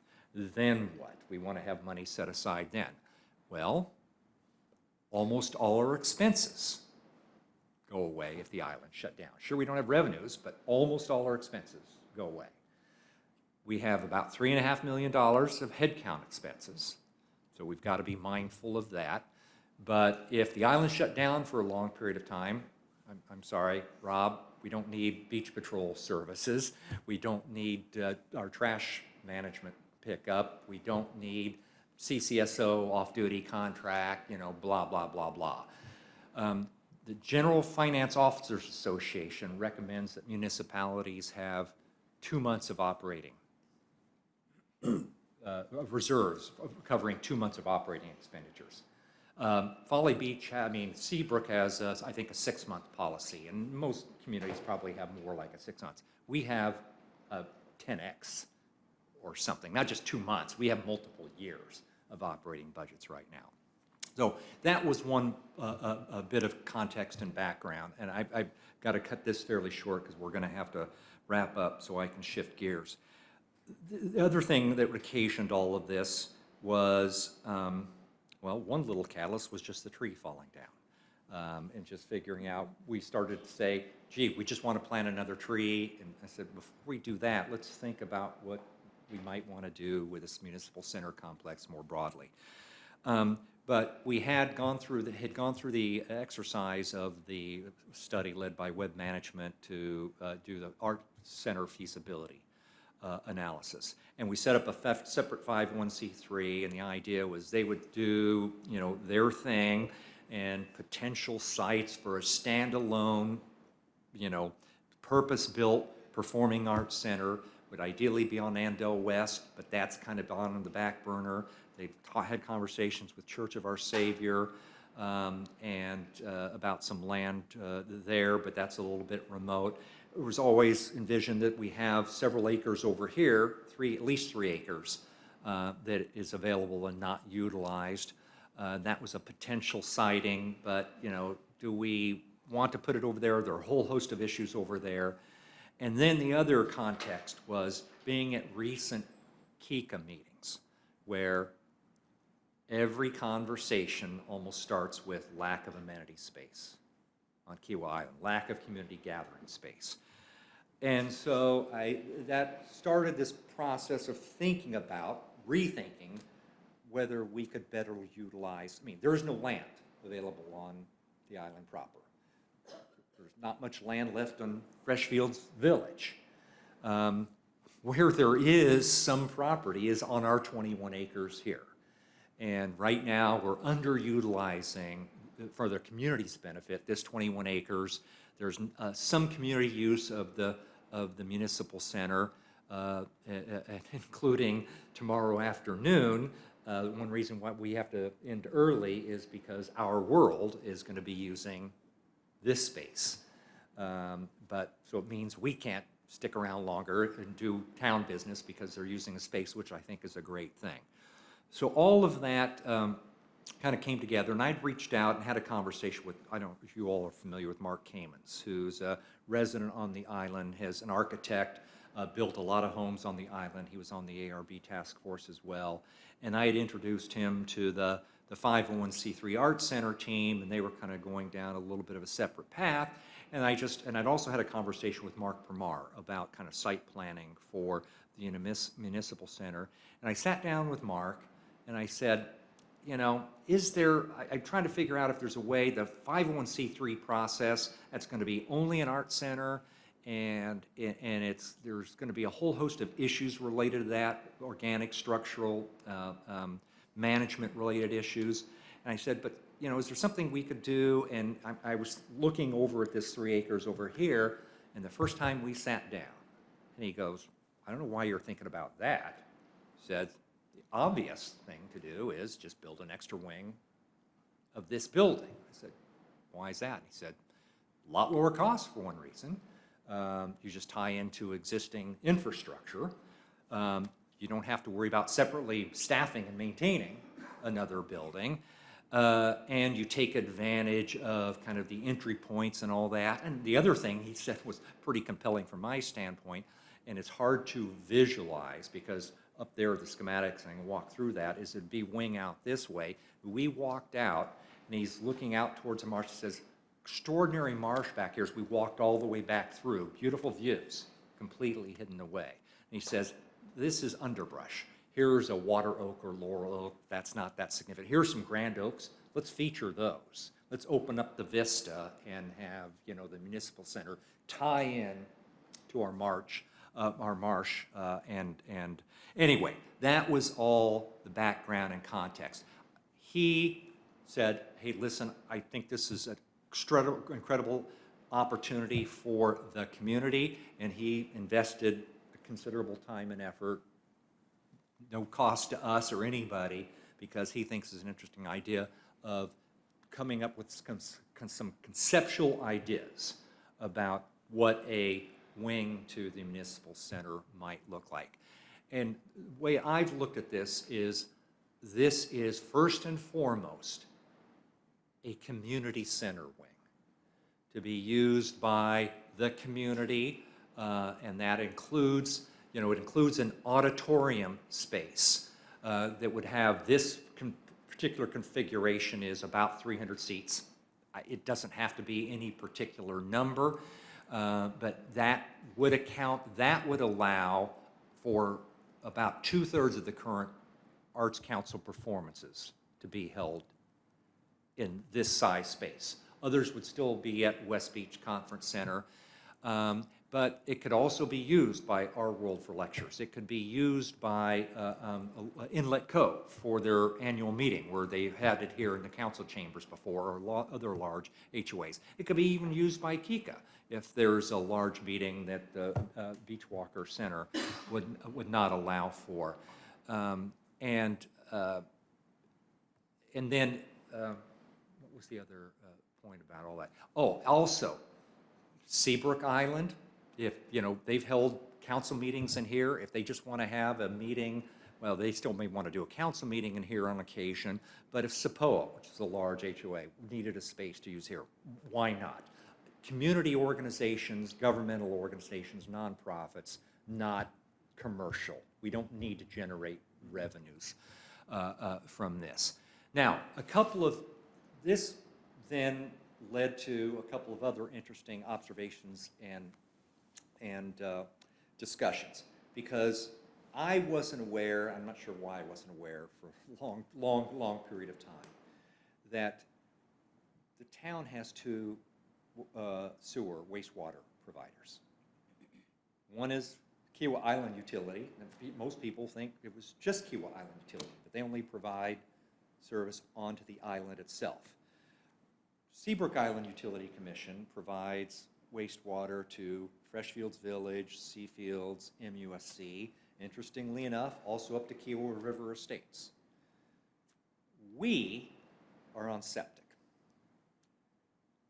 We're on septic, a septic field that's 100 feet from Haulover Creek, which is not ideal. And I've got some other slides showing where we have shellfish harvesting restrictions, particularly right along those portions of the Kiowa River, not surprisingly.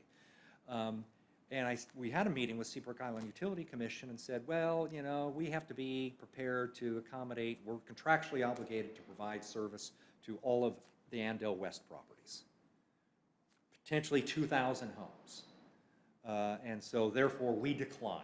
You know, we declined before, we decline again to provide sewer to there. Because if we're going to expand the use of this facility, I'm not even sure what our capability is to add additional capacity to septic, and it's not a good thing in any event. And it was still kind of, it was a hard no until it wasn't a hard no, and then it was increasingly less a hard no. Had ongoing conversations with the mayor, council members. I think they are supportive of allowing us to tie in. The pipe runs right along Betsy Carson Parkway. Not inexpensive, but it's not that expensive to tie into that and feed over here. But part of the value proposition is Seabrook says, their mayor, the town owns the utility commission, although it operates separately, is kind of if there's something in it for us, which they think they would be, because a lot of Seabrook residents attend arts programming, and there's other opportunities to use a community facility that would benefit them, all of a sudden that changes the conversation about wastewater connectivity. So that's kind of all part and parcel of this. One other thing is connectivity. I'm going to talk a little bit about connectivity. And that, I mean connectivity from a kind of an emotional standpoint, physical standpoint, cultural standpoint. The town center right now is isolated from everything. I mean, you basically can only get here by car. And there's not much reason to be here, generally speaking. Is there a way to enhance pedestrian and bicycle connectivity from Seabrook, Kiowa, Freshfields Village to the municipal center, not just to the municipal center, but for the benefit of Johns Island residents? I think we've all seen a lot of the longtime Johns Island residents, who many of them don't have cars, that patronize Freshfields Village, that are walking or riding bikes down the middle of Betsy Carson Parkway, often at night, without any kind of lights or reflector or anything. It's just an accident waiting to happen. It's not a good thing for them. It's not a good thing for us. But also connectivity. We know just up the road, across the street, is the Conservancy's acquired property. And they're going to set up an interpretive center, sweetgrass basket demonstration, nature trails, and all of that. Wouldn't it be great to have some bicycle pedestrian connectivity to that? The resort, as we all know, is building a new golf course next to Oak Point, as part of Oak Point.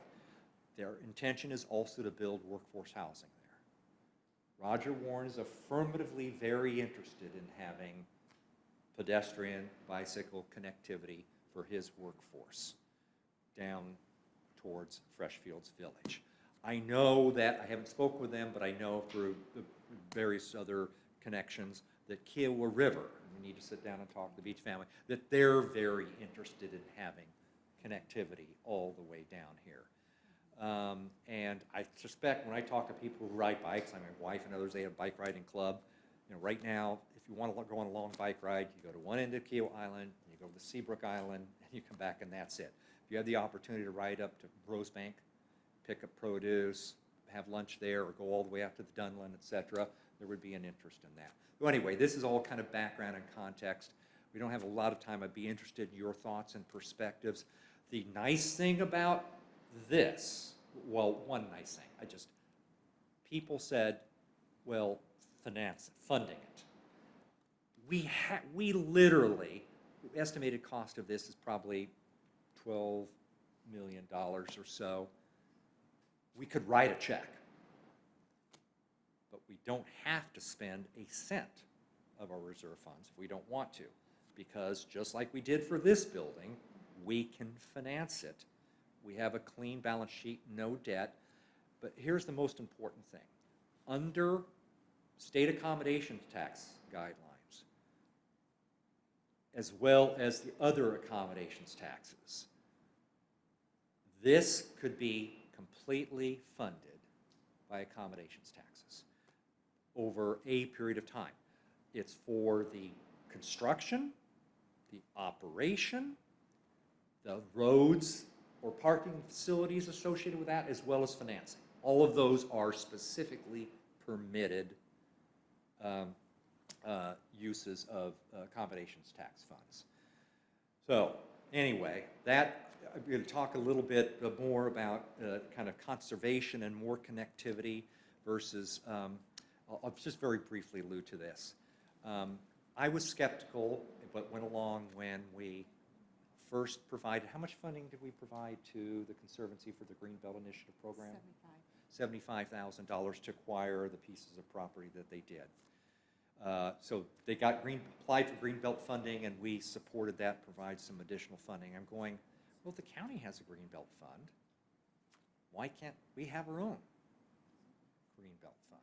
Why do we have to rely on the county some? The state has a conservation bank. We have the monies.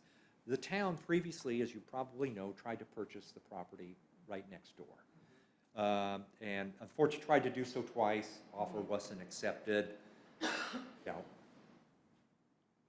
if we had that opportunity availed itself again at the right price point, would we want to consider doing that?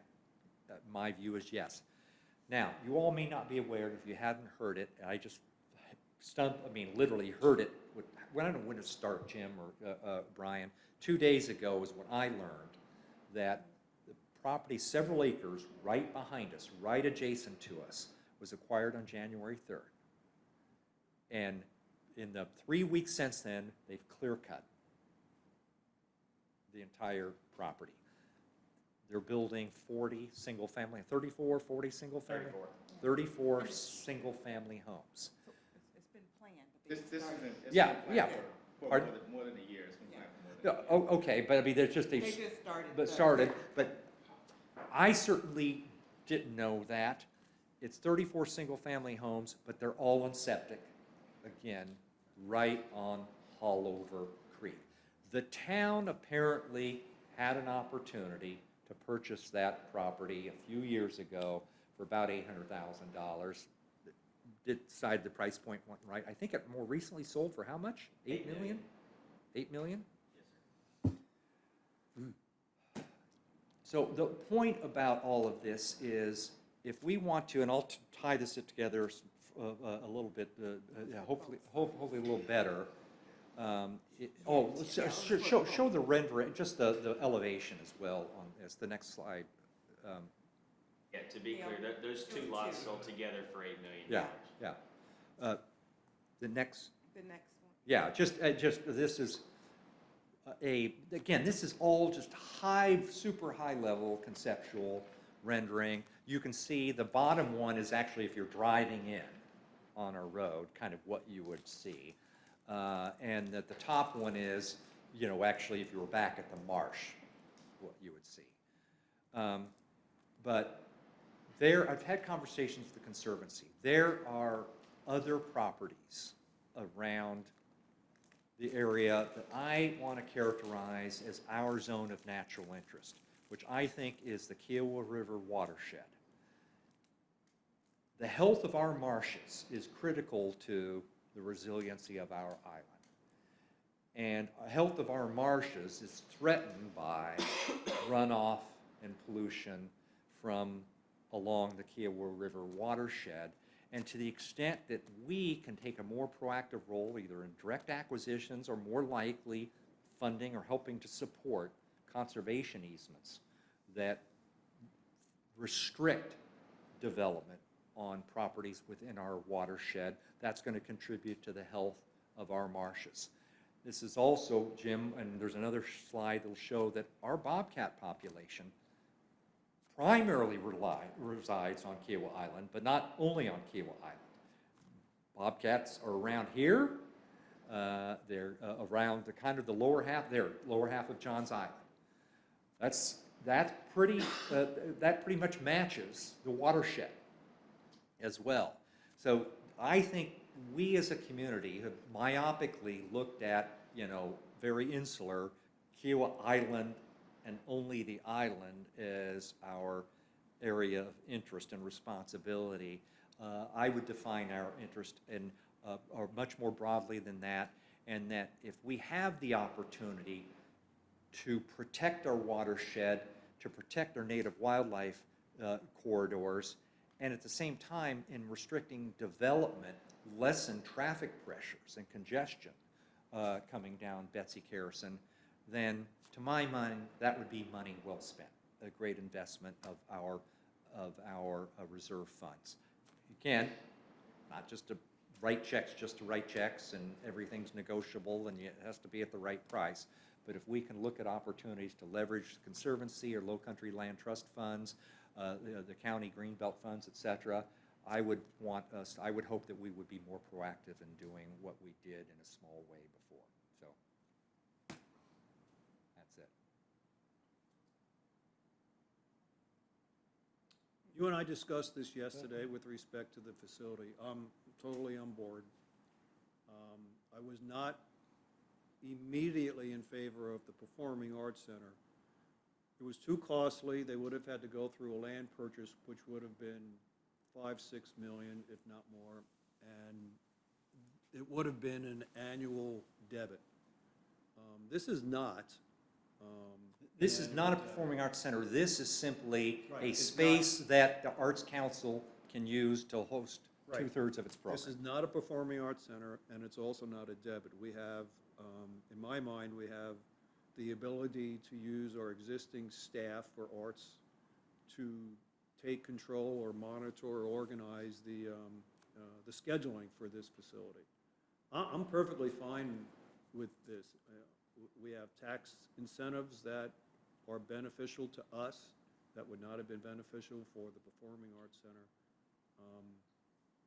I'm A-okay with this one. I had similar issues with the Performing Arts Center and would have had real issues supporting it, at least in the format in which it was proposed. Please begin. We can't hear you. Please. I had some real issues. There's Madeline's command voice. Yes, there you go. I sat at attention. But I agree with Russ. There's a lot positive about this in terms of meeting very highly unmet amenities needs. And hopefully it'll free up amenity space Yeah. for keep. If your drawing doesn't have nearly enough parking places, if you're looking at an auditorium that can sit 300 people, No, there's actually a formula, and he's built in, it's like 1/3, there's a formula. And so there are 100 parking spaces here. Some of this area you'll see off to the left, it would take advantage for, if you had capacity, you would have parking in the grass areas. That's where the septic is, isn't it? No, septic's back behind, but hopefully the septic goes away. and then The I, idea is, at the end of the day, this isn't gonna happen. I don't think this can happen unless we get sewer. And if we get sewer, then septic goes away, and that actually allows for greater utility of Yes, it that does. area. Yes, it does. and then I heard you say something about 2,000 homes with Andel West. So, Which we don't need to talk about today, but oh boy, well, what's that all about? the point is, that's by right, because it's 500 acres for R4, and they kept saying, well, we have to have the capacity of service because we're contractually obligated to do so. And the point I made to them, and I think they understand this, that the chance that there are going to be 2,000, that the Goodwin family in Riverstone are going to build 2,000 single-family homes around Freshfields Village is, I would eliminate it from your comments this afternoon, or it might prove a distraction. pardon? Yeah, okay. Well, no, but for one thing, they've got to set aside, they're setting aside parking for the PGA. They're using a few hundred acres of that for parking for the PGA for 2031, and they want to continue to be able to get. But nevertheless, terms. this is an interesting proposal. I'd be real anxious to hear the community response. Yeah, similar to what Russ and Madeline said, and you and I have talked about at length. And I also had concerns about a standalone arts center, but this addresses that. One thing that, while it's not millions, I know that the Arts Council has to rent sound equipment and stuff for all the performances, and that cost starts adding up. So you could put in, modern AV that's permanent, and There's not have to there's rent no all that stuff question, this anymore. would be, All the set up and tear it down. wouldn't be set up as a dedicated with all the bells and whistles of a performing arts center. It would be kind of a municipal auditorium that could be used for, again, for Meetings and whatever. our world, with Carolyn Walls on, the idea is that we can create more, in addition to the Arts Council performing arts events, more cultural activities and events that this space could be used for. Little receptions, we want to have meetings. That stage opens up to the windows. Yeah. Looking out the back. I mean, Makes we me would, think of the we Santa would Fe literally Opera wouldn't Center. need to go. We would want to have our little receptions here don't know after how it's- meetings rather than going anywhere else. Yeah, questions, yes. Yeah, quick question. Is there office space in that addition? I was thinking if you could relocate, keep the offices here, that would give them that land that they might be able to use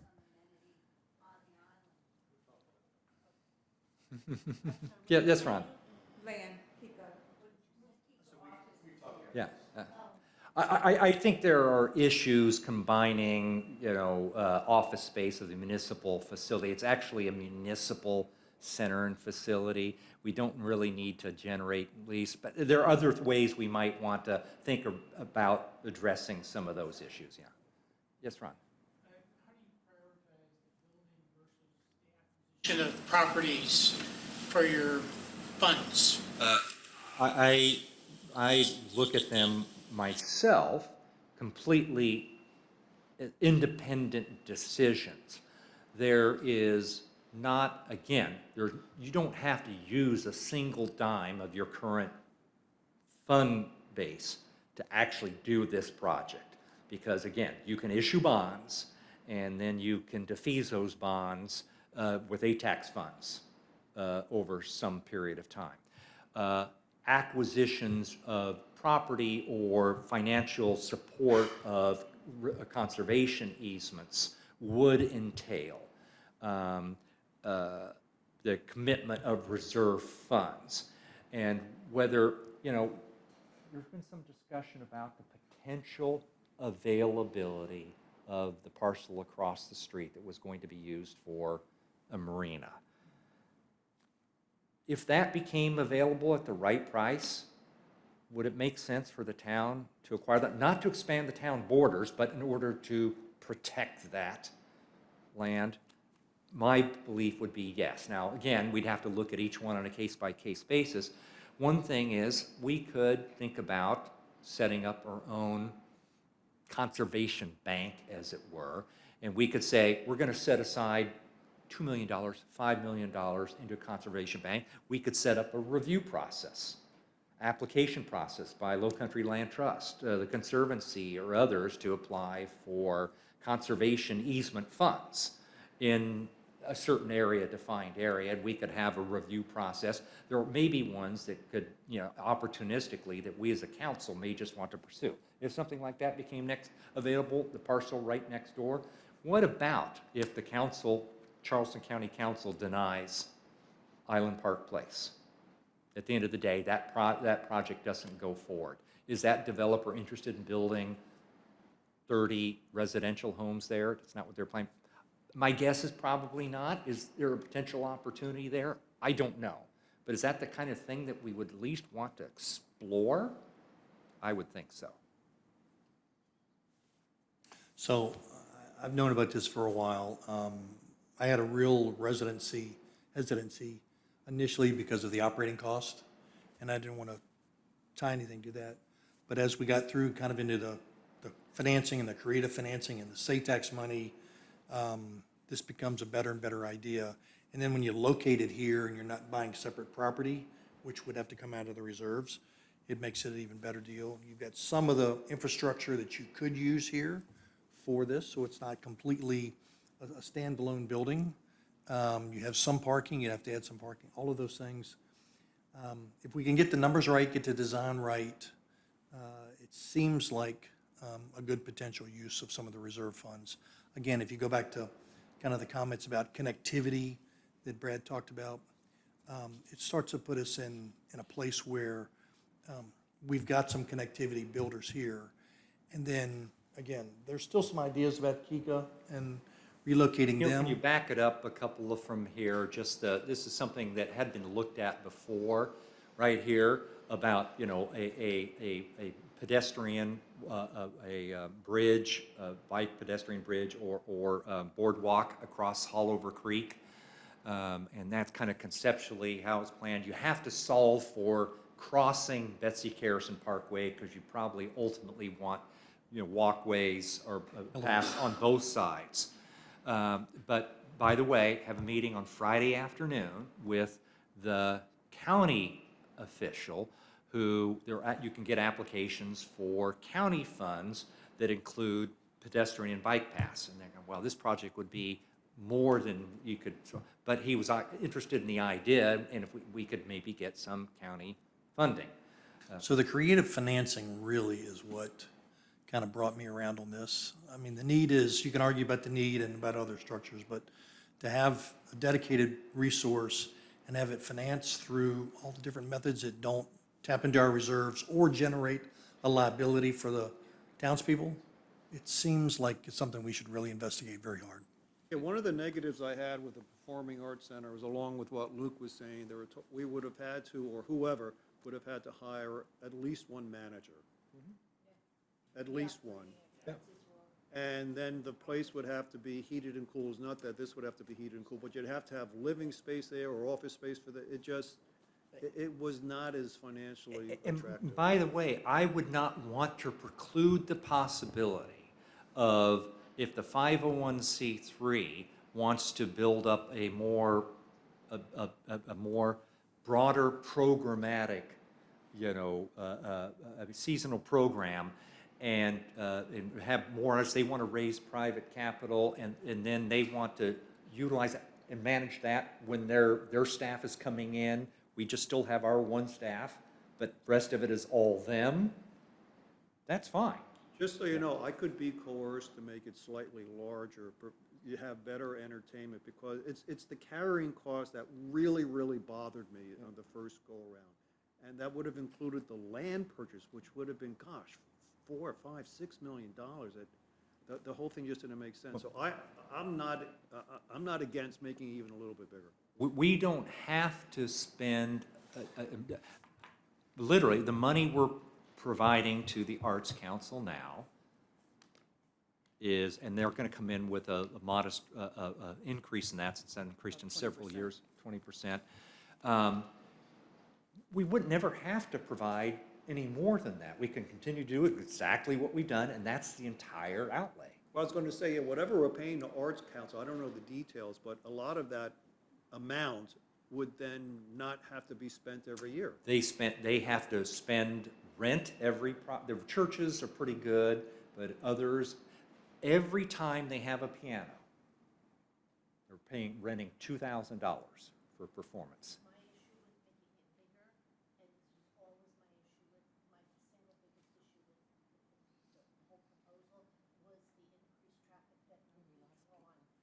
Yeah. This smaller community center doesn't, I don't see it drawing the same kind of. Yeah, I can go either way. I can go either way. And frankly, Russ, I would be, if anything, the Arts Council doesn't want me to say this, inclined to actually go slightly smaller more than bigger, for two reasons. One is just an overall cost and the footprint of the space. The second is, the more you increase the number of seats, the more you increase the need for parking. Yes. And so, I think 2/3 of their current performances, we've got the data on that, 2/3 of the current performances would work in this space. Still a third would have to be in West Beach Conference Center or something like that. That's fine. But you would save substantially on, it's not just the cost of renting the facility and things like lighting and sound and everything else. It's an amazing amount of staff work, volunteer staff work on the part of the Arts Council members in addition to our staff. It's not just Carolyn before that. Ruthie was there all the time. Julie's at almost every one of these. Others do. I mean, you have half a dozen Arts Council members at every one of these. They're doing all the setup. They're doing all that. I think everybody's all for it. Okay, anyway. Pardon? Well, and I've got to start kind of transitioning. But anyway, that's kind of, this is just part of it. I'm going to talk a little bit more about the conservation stuff and showing some of the other thing to try this concept of, conservation, community, and connectivity. And we'll see where the kind of the community is on all of this. But thank you all for your input on this. Yeah, anyway, okay. We are adjourned.